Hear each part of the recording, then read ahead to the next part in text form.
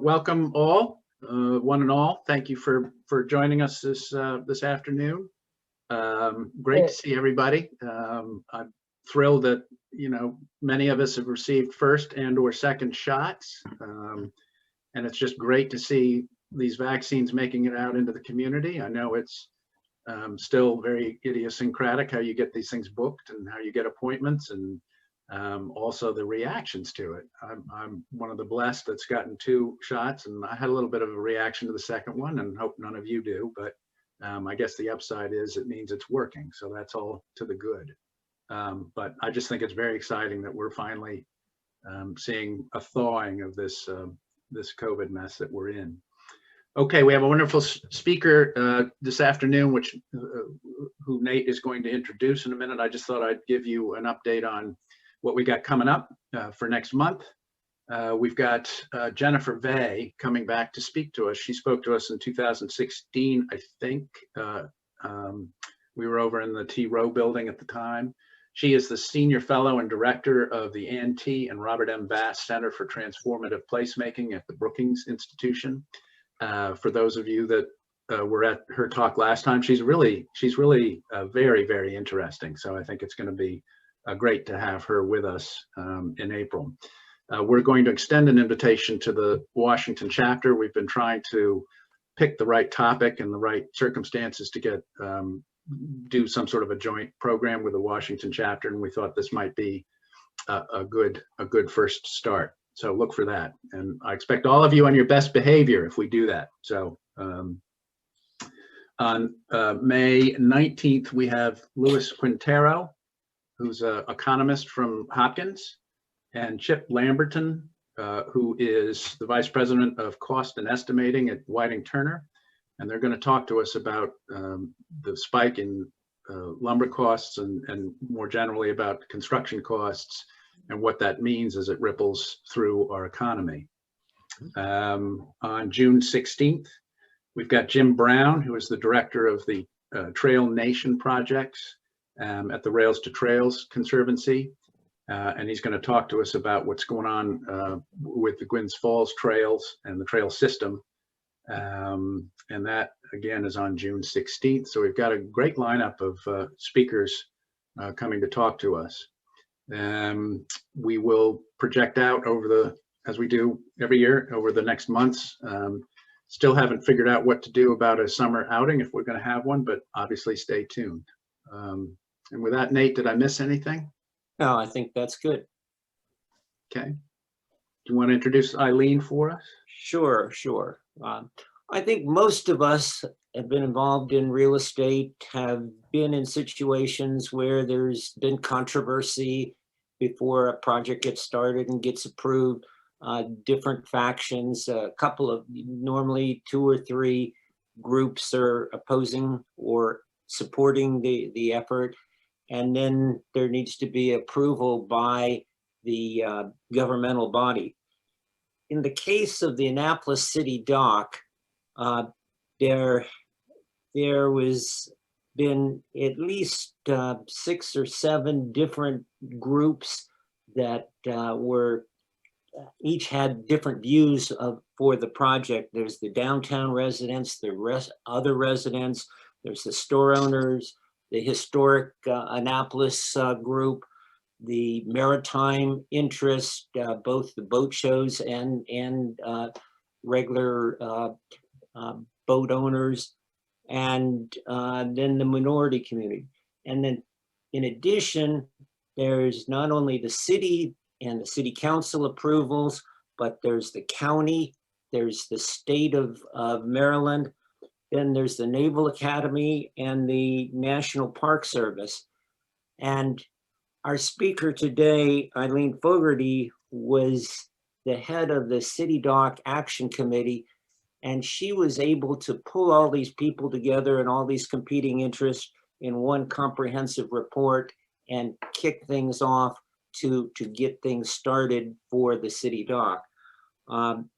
She is, in order to do that, she has quite a background in this kind of thing, being a leader in creating sustainable urban development and waterfront development on both the East Coast and the West Coast. She was the Director of Planning and Community Development for the city of Santa Monica, where they created the California's first model sustainable general plan. She was head of planning in the city of Santa Cruz, where they rebuilt the downtown that had been destroyed by an earthquake. She was heading up planning in the city of Alexandria, Virginia, where they developed 17 million square feet of various types of development. And in an earlier iteration, she was with the city of Annapolis, where the city won awards from the National American Planning Association and the International Waterfront Association. She has a master's degree from Rutgers. And with that, I will turn it over to Eileen Fogerty.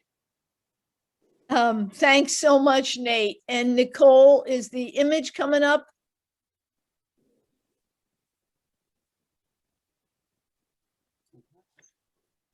Okay, thanks. You know, when Nate was going through all of that, I was thinking, oh my gosh, that's another lifetime ago, all of that stuff. But thank you for that wonderful introduction. Well, I am delighted to join you today and share something that's a success, the progress for City Dock. Next slide, please. Nate very accurately identified this whole wide cast of characters, including the preservationists, a whole group, and plans were done, very good plans were done in the 90s, good plans were done 2013, but they never could reach consensus. The Urban Land Institute did what they call a technical advisory panel in the fall of 2018. And then from that report, we put together the city in partnership with Historic Annapolis, put together the City Dock Action Committee. And when I go through this, you'll get a real sense of how important the partnerships were in having this succeed. We had partnership with the National Park Service, with the Naval Academy, with Anne Arundel County, all critical. Next slide, please. Everyone agreed when they came together and looked at the City Dock that it's really shameful.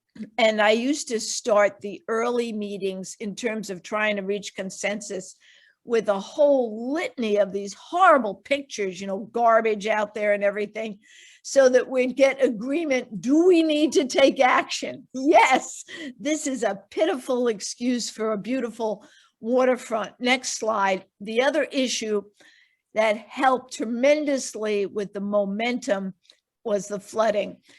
Only about 10 years ago, dock was flooded about 30 days a year. Now it's up to 51. And this took place during one of our later meetings in the boat show in the fall of 2019. So anybody who was like, well, do we really want to act? It was like, you got to act now. Time is urgent. Next slide, please. So the whole direction for this became one of early on getting a commitment that we're going to make no small plans, guys. If we keep nibbling around the edges, nothing is ever going to get done. We have an opportunity here to create, and this was Larry Shubnell's, who's a financial person from, worked in Baltimore for many years, a proud public place with purpose. So it always come back to that. Next slide, please. So we got, and it started off, it was supposed to be 20 people. And then the mayor added about 30 people. And then I was looking at a committee of 50 or 55. And I thought, well, if we're going to have that many, it's like running a department. We might as well add another 30 or 40 experts. So we brought on financial people, people who were mobility experts, maritime design people, and we wound up with 92 people. Next slide. And the way it actually was easier than a group I have now for the city with about 30, because 92, if you think about it, is just it's just a department. So we divided it into groups: the maritime group, the financial group, the parking and mobility group, the design group, the resiliency group. And then these groups, I had selected the co-chairs for all of them, and knew I had all workers on as those co-chairs. And then they went out, all of us went out, but they did a lot of the heavy lifting into the community. In an 8-month period, we had 20 of these huge community outreach meetings. But it was possible because those groups did their own work. There were there were 9 groups and 92 people, so 8 or 9 people on each group, and they just did a tremendous job. Next slide, please. The strategy was, because remember, the last thing we needed was another plan. The mayor kept saying to me, we need action, we need action. So that was the theme. We're going to resolve the issue from flooding. We're going to address the parking and access issues. And then the other piece of it was tying the health of the businesses to the health of the residential, because they historically, and probably once again will be they see each other as in conflict, getting them to see each other as having really the same interests. Next slide. So those were the themes. And when you look at what came out of that, each group, and we can go through these, Nicole, quickly. The residential group had quality of life issues that they put together. The maritime group was terrific, and they came up with very specific water access promenade strategies. Next one. We had on the resiliency group, we had the person in charge of resiliency at the Academy. So that group was terrific in having us coordinate with what the Academy was doing for resiliency. Next slide, please. The next group, the financial tools team, we had a couple terrific people with very, very strong financial backgrounds. John Hammond, Larry Shubnell. We had one of the large developers. They put together a strategy, and a piece of that was a resiliency financing authority, which the state introduced legislation for, adopted, and that is up and running. Next slide, please. Of course, the businesses, and getting 40 or 50 local businesses to agree on anything was perhaps seriously the biggest success here, because they're still working together. And parking, because all things, next slide, please. All things are parking, parking, parking to those businesses, and putting together a strategic approach where we actually do what real cities do, with messaging, real-time parking, putting customers in the right place. So this was a big piece of it. Next slide, please. So the real question is, why success now? The urgency was a big help. The floods helped us tremendously, as people knew they had to act. When you get that many people together and that large group of partners, there was a lot of momentum that took place. The partners helped because each one of them became invested in this succeeding, and then not having just a plan, but having a very specific financial strategy helped tremendously. Next slide, please. So going from, next slide, please. Going from this sort of general agreement, we were helped by the fact that the state of things is really pitiful. This is the existing Hillman. Next slide. And we were able early on to show people, look, we can rebuild this garage and it can actually be active. So there was early buy-in. Next slide. There was also agreement on the fact that they're needed. This is just one of the diagrams, that we have no open space, that there needed to be parks, connections, promenades. Next slide, please. You can go through the next couple together. These are tying in for the preservationist with the view through to the water. And I've been meeting with them on, with our Historic Preservation Commission on restaurants wanting to have umbrellas. You would not think this is a big issue, but they see umbrellas in 100-degree heat as an impediment to the views from the 1700s. So there you go. Next slide, please. Again, the existing dock, just a sea of parking. Next slide. And of course, the transformative images were a tremendous help to get people excited. And in the images, what you see is you see a raised 1.5 acre open space park. You see a promenade connecting all the way around City Dock. Next slide, please. On this one, you get to see, a redone circle, landscaping, different connections. Off to your left is a market square, which would be an area for activities. Specifically, the parking comes out of that. Next slide, please. Here you get, again, you can see at this end of the park, water features, stepped up area where people can actually sit on the steps. Next slide, please. And these are some of the more recent images that the selected consortium of firms have been doing for redoing the Harbor Master Building. Next slide.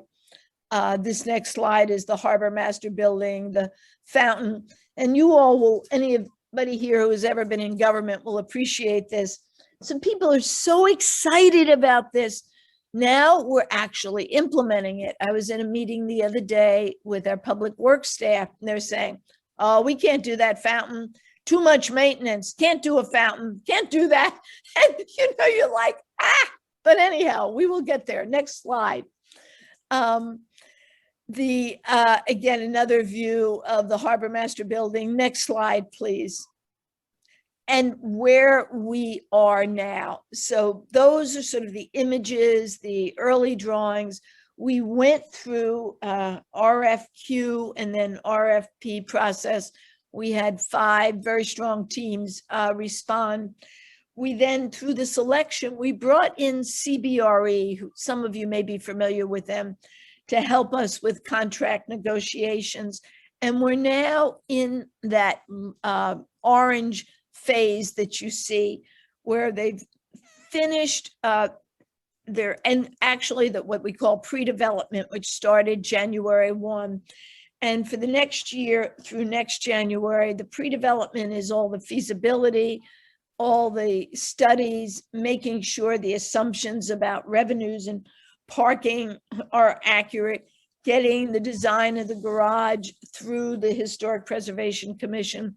So the garage should go to construction next January. Then the garage should be finished in about 14 months. And then the City Dock goes, there are some other things going on there, but then City Dock goes into construction January 2023. Some of the merchants were very adamant about only wanting to lose like one summer season. And that's why this is spread out the way it is. And we're looking at completion 2024. Next slide, please. So very quickly, the team is an all-purpose mobility, resiliency led by Hunt Companies, I think it's as in Hunt Ketchup. And we have Walker Construction, we have Whiting Turner out of Baltimore, and they're already very, very involved. And also WSP out of Baltimore, Mahan Reichel out of Baltimore, and BCT Architects, Bryce Turner out of Baltimore. So you've got a large contingent of Baltimore firms. Next slide, please. They are already looking at how they're going to address the resiliency. Again, we need about 8 feet above sea level, and you can't have an 8-foot wall. So they're introducing a variety of what'll be costly flip up mechanisms. Next slide, please. And as important as that is bringing in a whole new approach to mobility, where we enter the 21st century with apps, with VIA is a mobility firm, and theoretically what they're going to put, they're working on it now, but put together is an approach where people can park further away and they have sort of on-demand shuttles. Next slide, please. Part of our this stage we're in now is a multifaceted outreach and community engagement. I did not expect, so my role now is coordinating this effort for the city as a consultant for the city. I did not expect it to be as intense. In the last month, we've had 5 or 6 major presentations and work sessions. So it's actually more intense now than when we were putting the plan together. We've got working teams we're putting together with the residents and the businesses, and then a whole range of that AMRP, which is what the consortium is called, Annapolis Mobility and Resiliency Partners. AMRP has brought on some marketing people to put up interactive website, newsletters, social media, and then actually have new apps, because when the garage comes down, it's going to have to be very clear to people. The messaging, we're open, here's where you go, rather than people not knowing where to park. So that is a big piece of it. And then, of course, during construction, direct access for the residents and the businesses alike. Next slide, please.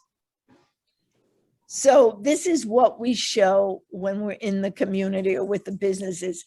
Thank you for getting us here. We need your continued support and direction to bring this over the line. So there you go. Thanks so much.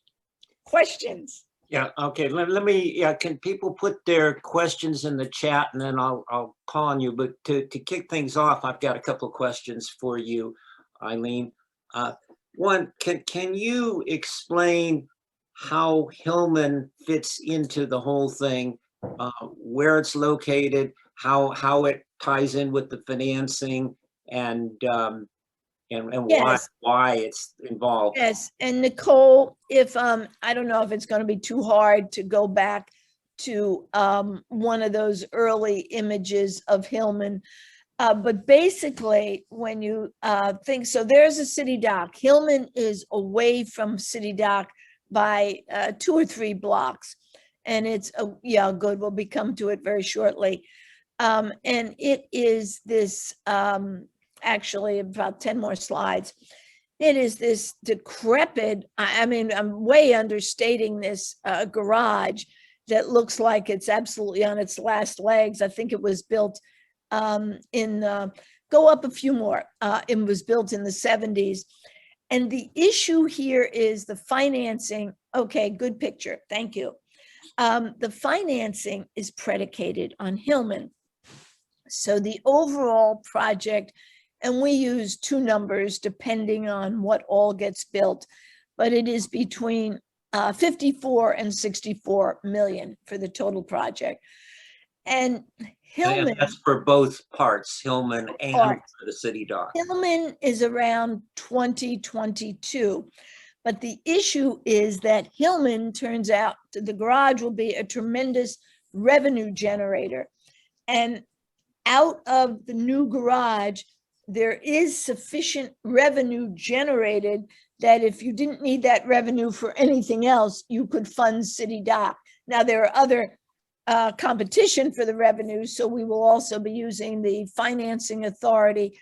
But the garage, we're all in the wrong business. I'll tell you, the garage is a huge revenue generator. So the garage is an integral piece of getting and the other part of it is, let's see if you can get to any of the images of City Dock. It doesn't matter if it's existing, Nicole, or proposed. This one's good. So you see where the one you just had, you see where that green park is. That right now is all parking. Everything that's green is parking. And there's another area behind the market house off to the left that's all parking.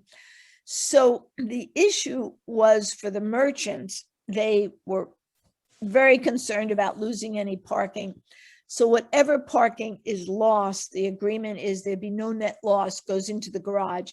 So the garage has expanded capacity, the new garage. It's a large revenue generator, and that's why the garage has to go up first. Okay, and how many spots are there downtown now or in the City Dock? I used to know the answer to that. I can tell you what'll be in the new garage. The new garage will go from like 4.25 or 4, something like 420 to 570 minimally.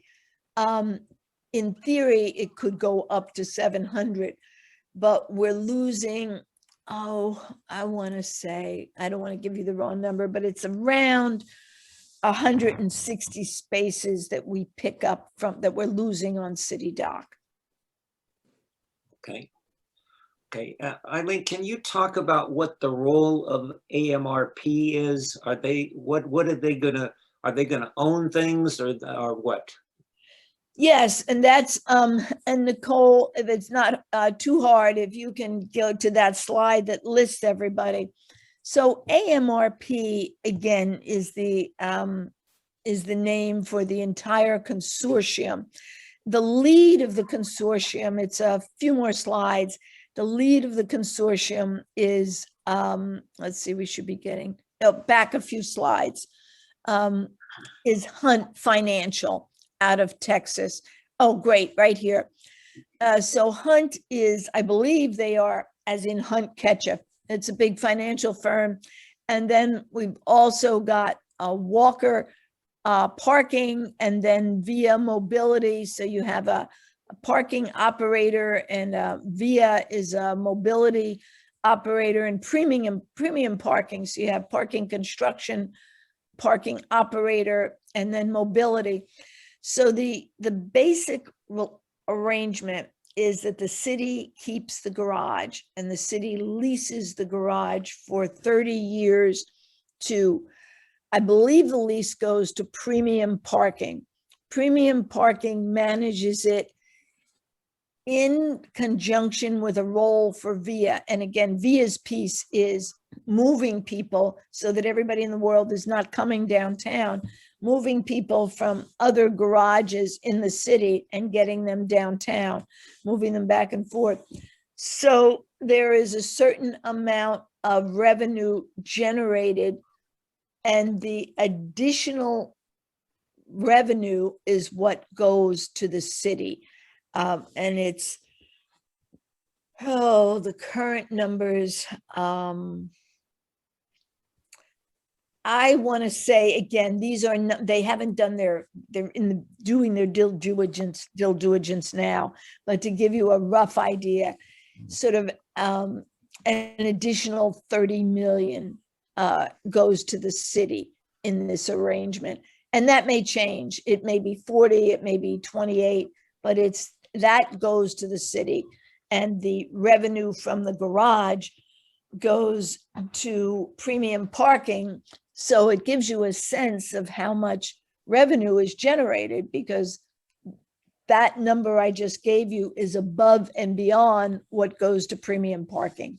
Was that at all clear, or like mud? Yeah, well, this is a public-private partnership. Correct. That's very, I think, similar to the well, what's going on the Silver Line, as well as what's going on with regard to the lanes in on the Beltway that have been sold off or leased out. Can you talk about how resiliency is going to be affected on the city dock? So as I said, right now we're up, last year we were up at 51 days a year. When I say flooding, this is not a little water on your feet. You know, we're talking about knee deep flooding where the businesses are closed, the cars can't drive. So a big piece of this is the resiliency. The Naval Academy is immediately adjacent, Gate 1. So we will be tying into the Naval Academy. And of course, the challenge there is you can't have one side put in resiliency barriers and the other side not. You both have to do it because the water will go wherever the barriers are not. There will be a few pieces to it. Right now, the city is involved in a lot of stormwater management infrastructure. But in addition to that, there'll be a resiliency barrier from the academy all the way around City Dock. Again, they're looking at different heights for the barrier, and then what becomes expensive is people are not going to want an 8-foot wall. So let's say the barrier is at 4 or 5 feet, then you have a mechanical flip up for the top part of that. And that is going to be costly. Another piece of it also is taking out a lot of the asphalt, such as on Susan Campbell Park, which is pitiful brick, and all that parking lot, and creating that 1.5 acre park, and actually having part of that serve as natural absorption. So you've got tremendous addition of the green area. You've got the barriers, and they're also looking at whether they need to use, I was going to say deployables.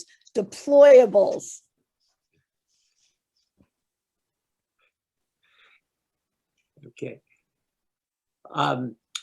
Joe Nathanson, you have a question?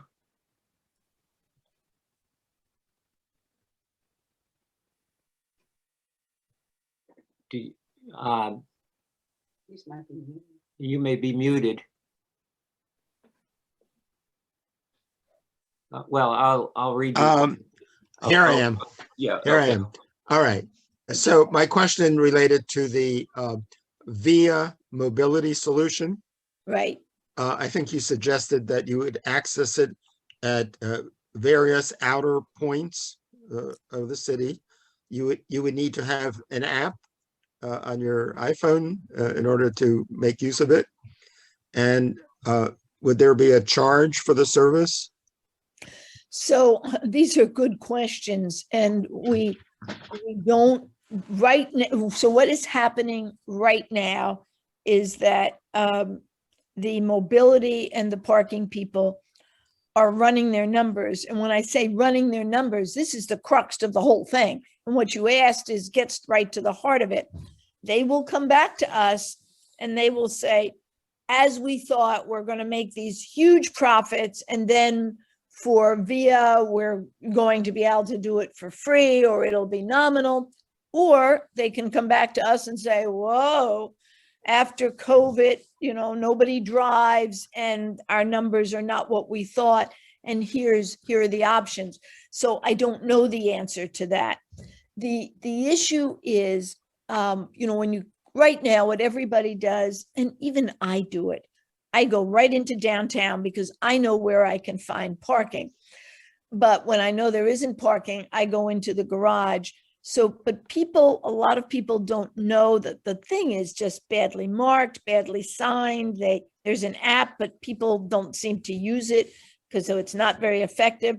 So people go into downtown and they drive around City Dock. So the goal is to either stop them at something like Gott's or Knighton, which are a few blocks out, or even to go into an arrangement with something like the Graduate Hotel, which has a few hundred spaces there, during the day, all the time, where you get people closer in so they can walk, or if they're not as close in, if they go out to Park Place at our circle, that you have these jitney buses, and theoretically, the city would like them to be for free. Larry Koch is asking if the presentation will be made available to LAI members, and the answer to that is yes. We've recorded it and it great. will be available. Great, perfect. Okay, good. A lot of information. Yeah, okay. Jim Lianos, you have a question? Yes, can you hear me? Yes. Yes. Okay. I think it's really fascinating and quite remarkable that you've been able to put this national team together. And I wonder if you could talk about how you did it, who was involved in pulling that together. I don't think it was the gang of 100. But tell us, because that's quite a remarkable, almost miraculous achievement that you've accomplished. You're talking about hiring what we call AMRP. You're not talking about putting together the City Dock Action Committee. You're talking about the next step when we hired AMRP. Yes, and all of the players that you have listed in the slide that you're showing, who the players are. So what happened, and I have to admit, I did not think it was a good idea, and I turned out to be wrong on this. I thought that the city ought to do a separate RFQ, RFP for the garage and a separate RFQ, RFP for City Dock. They had a guy there, Dan Nees, who works with the University of Maryland, who's sort of an environmental financial person. And Dan was saying, well, no, do it all at once, do it together. And we're like, oh, this is never going to work. Well, that's what we did. We took the City Dock plan before it was adopted, put all the information together, went out for an RFQ. Again, we got 5 teams. 2 of them were highly competitive with each other. They were very similar to what you see in the selected team, where they had 6 or 7. It was a consortium of top-notch firms. And a couple of the other teams, they were all good. But then that process, we then had, I want to say, 8 or 10 people on the selection committee. Nate was very much a part of that. So Nate's part was really reviewing the financial capacity and the financial offerings of these groups.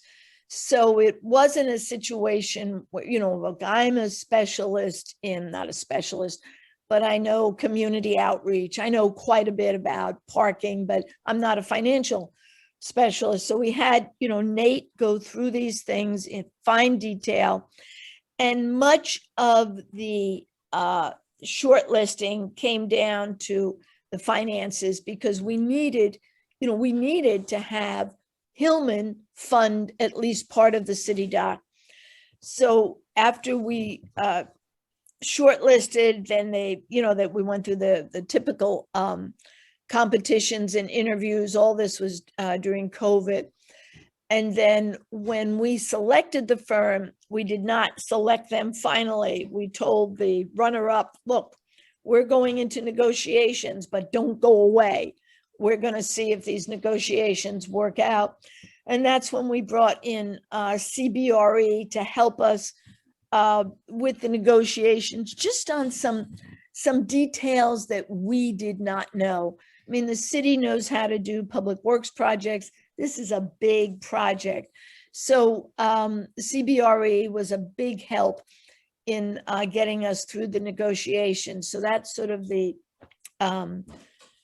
background of the process of selecting them. And now that they've been selected, it is like a whirlwind here. I did not, I don't know what I expected. I expected people to be working and kind of methodically moving forward. You've got all these teams tearing around, working on their section to figure out if the numbers work, if this is going to work for them. And then you have all the city departments working with them. So, so that's what's going on right now. Jamie, you have a question or two questions?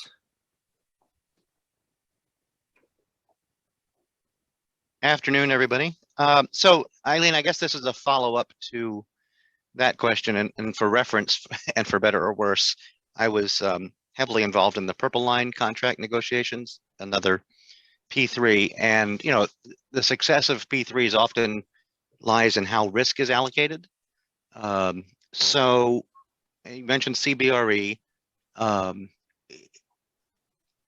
are you anticipating, or how did you define kind of risk allocation? So contract cost overruns, you know, unearthed environmental conditions, you know, gas tanks that you find at the Hillman garage, for example. This is Yeah, where the CBRE is the most performance. This is where CBRE, exactly that issue is where they were a big help to us, where we, the city, thought that we had, you know, that we had an equitable arrangement, and they came in and there were just several areas where they renegotiated what you would call the risk. And that is where they were worth their weight in gold, because it was stuff that, Nate, do you remember any of these specific? There were a bunch of specific issues, and they were exactly what you're talking about, where the initial agreement, the city had more of the risk.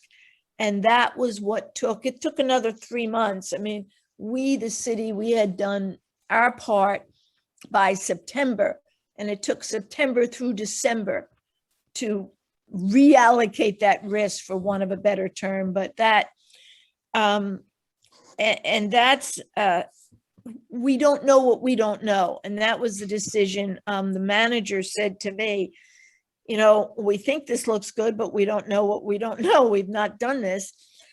And he asked me to bring back some people that could help us with contract negotiations. And we ultimately wound up with CBRE on that. But that was a piece of it. The other piece came from Nate. Nate did a lot of work on really looking out for the city's interests. So we had Nate as a financial person, and then we had CBRE as sort of contract negotiators for just this, to rebalance the risk, for want of a better term. And so kind of a related question, then I'll hang up, or not hang, just go on mute, is, and this specifically came to mind when you're talking about the VIA element of this. And I think what you said was something to the effect of, you know, if they think they're going to be profitable, then they'll knock down the cost or do the VIA service free. Is that something you anticipate locking in as part of the contract, or kind of crossing your fingers and hoping for the best in the long term? No, the expectation is that it will be free. And the reason I threw that comment out there is we're in the pre-development phase.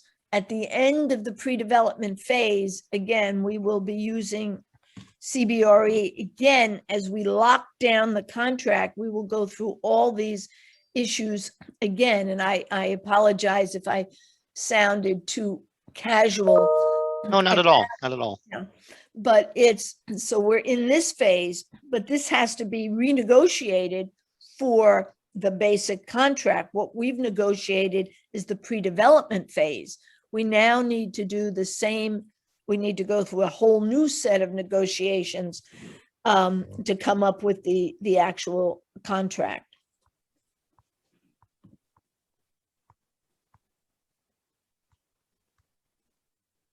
Eileen, you want to talk about what the National Park Service is bringing?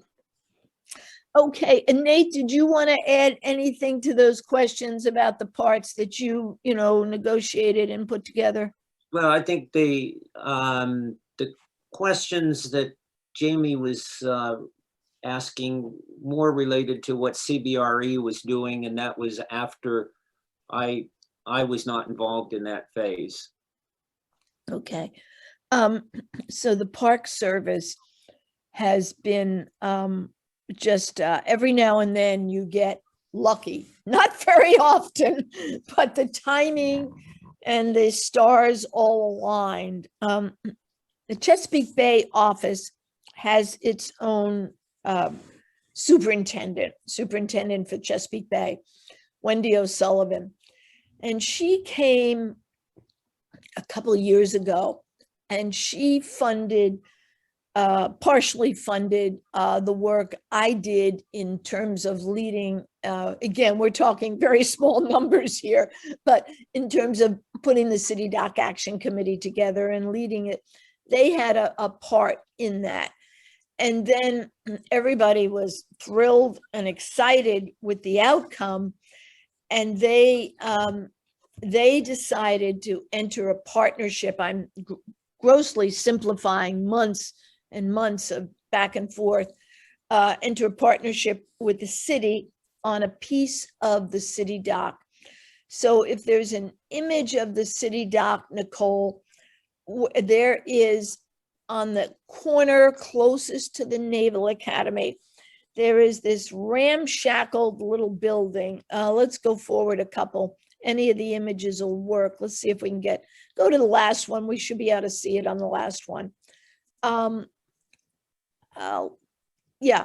So if you look where this, by the way, these images were made in China. So all of the boats are oversized because this, I think, is their view of the size of our boats. We have all these huge boats in all the images. So if you look at the historic boat, right behind the tall ship, there's a little gray building. That is the Burtis House. That building exists today. It was the Sailing Hall of Fame building. It is just falling apart. So the Park Service gave money to study what needed to be done to save that building. It's a waterman's building out of the 1800s. So they funded that as well as funding a part of the City Dock Action Committee. So now that report is out of how the building has to be raised up in the air, not knocked down, and what has to be done. And there is an agreement, the negotiations on the actual lease are still underway, but there will be an agreement between the city and the Park Service. The state of Maryland gave that Burtis House and that site, that area, is deeding that to the city. Part of that agreement includes a reference to the Park Service using part of the Burtis House as a launch for a gateway to the bay. So what the Park Service envisions is that will be like, if any of you have gone to San Francisco, that whole San Francisco Bay area is part of a national recreation area. And they're envisioning the same kind of thing where you'll go to this building, it'll be the Park Service telling you everything you can do in the bay. They are going to be having partnerships with commercial vehicles to get people out on the water, to get people to other sites within the city, the state park, but then, even to the Eastern Shore. And so that will be the launching point for the Park Service's gateway to the bay. And they will lease. What's up for discussion now is, do they lease the whole building or part of the building from the city for probably a nominal fee to have the Park Service headquarters there? Did that get to your question, Nate? Sure. And then right behind the Burtis House there, that blue dome building is part of the Naval Academy, of course. So you can see how close the Naval Academy is to the city dock. But can you talk about what's happening at the Naval Academy and how it ties in with what the city is doing? Yeah, it's hard to see because of the sails in that image that The city dock, after you leave Burtis, it goes right to gate 1. Gate 1 from the academy is right there. And the Naval Academy has kicked off, which is interesting because they kicked this off a couple of years ago when the sea level rise or climate change was not in vogue, but they have kicked off a major evaluation and undertaking to create resiliency for around the entire Naval Academy, because they have a very, very serious issue. Parts of the academy are flooded, just like we're flooded downtown. And the projections are within the next 20 years for things to get considerably worse. So the city dock side is not their, in terms of implementation, not their highest priority. We will probably be finished a little before the academy.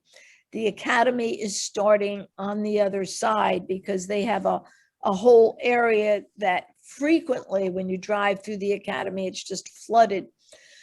So they have a really, as you would anticipate, a world-class team working on this, and they are moving forward. I don't know, the detailed plan is underway now. I've met with their team. I'm assuming that it will be a year or so before, given the process in the federal government, before that gets blessed, and then they'll go into implementation. And then you mentioned that the state was involved in conveying the Burtis House. Is there other involvement by the state? The state was, and this was the legislature part, the conveyance came from the state, from DNR. I think it was DNR. The legislature introduced, our local senator, Sarah Elfreth, introduced legislation to create a resiliency authority that was approved or passed. And Anne Arundel County has that authority. And Anne Arundel County has indicated that the first resiliency authority will be for the city dock, but it will be a board with an authority with members from the city and the county as well. So the state was very helpful in that way, as well as in transferring the Burtis House to the city. And what, besides creating the authority, what might the county be doing for the project? So the county exec, Stuart Pittman, became very enthusiastic. I'd say we kicked off the end of March 2020. By May, he was all in, just very enthusiastic about it. So during the process, he would go out, speak to groups, speak to our council, really pushed to get the plan approved in the first place. Now, what the county, their main role is going to be with the Resiliency Authority. But as everyone is aware, the counties are getting a huge amount of COVID relief. The city's a much, smaller amount, obviously, because we're a small city. And so part of the county's, of our partnership with the county is, looking at other funding, whether it's through COVID, to help with some of these issues. We are also going after federal funds. And the issue with the federal funds is to make the case that it is because of COVID that this need exists. Well, we can make the case it's because of flooding that the need exists, and COVID has further hurt the downtown, just like it has, downtown Baltimore and every place else. But it's been going after the COVID funds with the federal government has been a challenge. Just leave it at that. Yeah. And how do you think this reconfiguration of the dock will affect the boat shows? So if you look, it's not an accident that you see a large flat surface, an acre and a half. We have had numerous meetings with the boat shows, and they can work. Again, their preference in life would be to have what you have at a state fair, be out in a field somewhere where everything is flat. There's not a tree in sight. Where they're going to work with us is they have a lot of angst about the steps. The steps up to this flat space need to be a certain dimension. The flat space recreates much of what they need. Where we're going to have our issue with them is the boat show, of course, they don't like trees.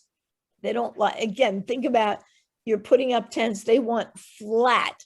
So we have our remaining challenges. Trees will be one of them. Okay. And how did you,